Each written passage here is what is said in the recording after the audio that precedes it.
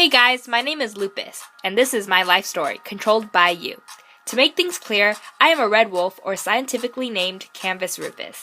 Among other animals, the coyote, gray wolf, and Arctic wolf share similar attributes to mine, but they are not critically endangered like me. It all began once I was forced away from my natural habitat. Now, I reside in North Carolina's Alligator River National Wildlife Refuge. A mouthful, I know. Red wolves were originally all over southeast United States, ranging from Texas to Pennsylvania to Florida. It was brutal to keep on moving, but my pack and I managed to stay alive since we are very versatile and adaptive to our environment. From ripping prey with their sharp teeth to powerful, agile legs, my species could take the beating.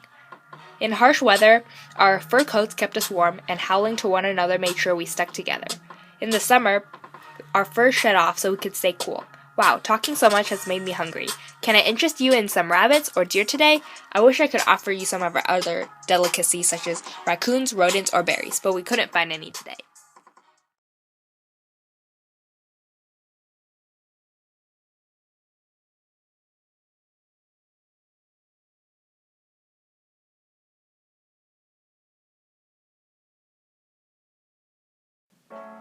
That was good. Now we can continue with my story. Let's start with how we got to the refuge. When my family and I were enjoying our sweet home in Pennsylvania, everything was fine until we started noticing trees being cut down. At first we thought it was nothing. Then, months later, others started dying. We were stuck to find the lockers, but a new threat emerged: the hunters. Our prized vibrant red coat was the main attraction for these killers. They would murder our brethren for a souvenir. What really hurt me was the death of my brother, Lupin. It was a simple clearing. The trees were cut and no one was to be seen. Our father took point and led us down the graveyard. From nowhere, a bullet snapped right at my feet. We bolted straight downfield, and bullets whizzed by. Just as we were about to make the tree line, my brother crumpled. A bullet went completely through on his upper right leg. His body snapped his neck. It was instant. The hunters bolted to the fallen camera ready and eager to claim their prize. I absolutely detested them. They had no sense of worth for the other beings on this world, and only cared for the pleasure of business. We all were shocked after that. Our numbers again started to dwindle. Next to pass was my mother. From a family of 9, we came down to 4. From there, being the eldest, I had to take care of my younger siblings and decided, should I risk going to my uncle and seeking assistance, or keep heading south with an uncertain future?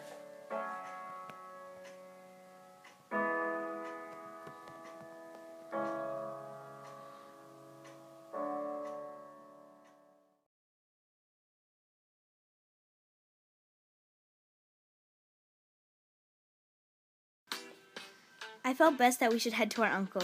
Even though he may or may not be alive, he could provide assistance and help nurture my siblings about to turn 2. I myself should have left to make a family and pack of my own this 3rd year. We reached there within a couple of weeks, and soon I left my brothers and sisters. It was time I ventured out into the wild, by myself, and find another whom I could live with. Before long, I was captured. I thought that this was the end. I was absolutely certain that I had to fight for my life, or be used and then killed for profit. The next time I saw light was my home right now, North Carolina Alligator River National Wildlife Refuge. When they found me, I was vicious, ready to rip their throats out. Thankfully, they sedated me, set me out into the wild. Later on, I realized that it was safe here. I could hunt and catch animals and truly live like how I did with my parents. They also brought me in for some shots that made us resistant to certain diseases. These humans were trying to help us survive and reproduce. During the end of wintertime, I found Leon. We loved each other, and 9 weeks later, we had 7 little ones to take care of. I mainly stayed near the river with my pups and took care of them while Leon went out to hunt for us. The years went by fast. Luther was the first one to leave. Just 2 years old, but already wanting to see more of life. Our last one, Lenny, went another year later. It still feels like I just saw them open their eyes 10 days after birth. We had 2 options now: stay in the refuge or travel outside and risk the humans again.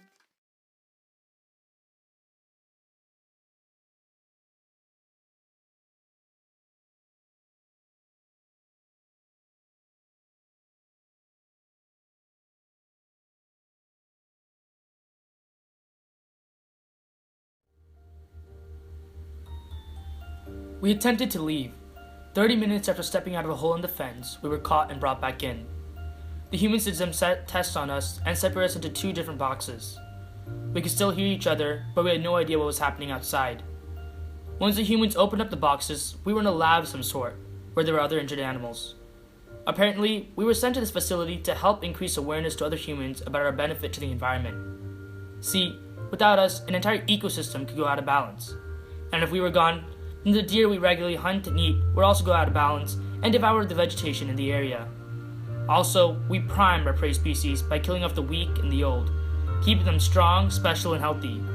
So now the world wanted us. In fact, on November 21st, 2012, the Red Wolf Coalition fought for us against the North Carolina Wildlife Resources Commission. See, on July 12, 2012, the NCWRC allowed people to hunt us down during the night with artificial lights on. The humans could use whatever they needed to lure us in and kill us. The coalition stood up and said the actions that the NCWRC took was a clear violation of the North Carolina Administrative Procedure Act, and that it was an immediate threat to our population. The Wake County Supreme Court ruled in favor of the coalition, but the injunction only lasted a year. By October 17, 2013, the coalition again stood up to reenact the law. On May 13, 2014, it was official.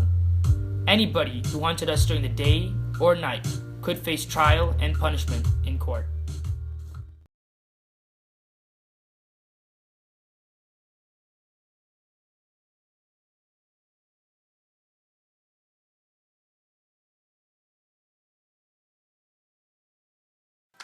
Knowing my uncle, it was best that the 4 of us head down to Florida. Maybe we could find some safe place and live peacefully. I forgot about my siblings' maturity, though. It was time they moved on to find a new mate. I just didn't know what to do. All these decisions to make, and without anybody's advice. Eventually, I got them all to move on. Now it was just me, roaming around until I landed at the North Carolina Alligator River National Wildlife Refuge. I bolted the moment I saw a human. They chased after me for nearly 10 minutes. And then I got captured. My death was certain, but I wouldn't go down without a fight. I would stare death right in the face and tear it to pieces for my dinner. I was determined that I wouldn't die. Once they opened the door, I waited till they tried to grab me, then I launched. If the handler didn't wear any protective gear on his hand, it would have easily snapped in half.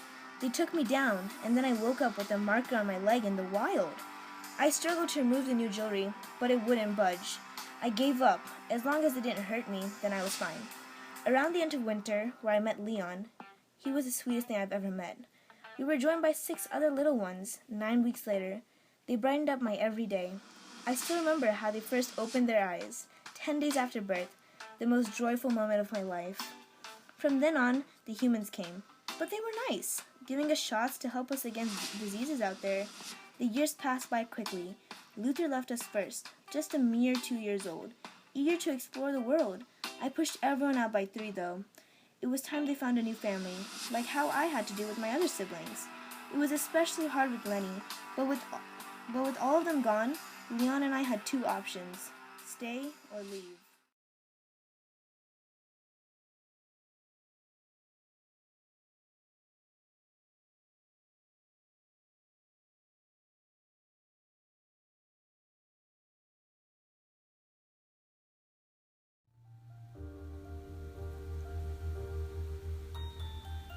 Leon wanted to stay.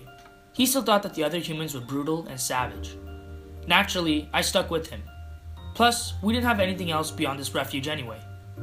One day, the 2 of us were taken in and put into 2 different boxes. Even though we could hear each other, the outside was an unknown void. Once we got to see the light again, it was a lab of some sort. Later on, we realized that it was a facility to help spread awareness of the importance of red wolves. See, without us, an entire ecosystem could go out of balance. And if we were gone, the deer we regularly hunt and eat would also go out of balance and devour the vegetation in that area. We also prime our prey species by killing off the weak and the old, keeping them strong, special, and healthy. So now the world wants us. In fact, on November 21st, 2012, the Red Wolf Coalition fought for us against the North Carolina Wildlife Resources Commission. See, on July 12, 2012, the NCWRC allowed people to hunt us down during the night with artificial lights on. The humans could use whatever they wanted to lure us in and kill us. The coalition stood up and said the actions the NCWRC took was a clear violation of the North Carolina Administrative Procedure Act, and that it was an immediate threat to our population. The Wake County Supreme Court ruled in favor of the coalition, but the injunction only lasted a year. By October 17, 2013, the coalition again stood up to reenact the law. On May 13, 2014, it was official. Anybody who wanted us, during the day or the night, could face trial and punishment in court.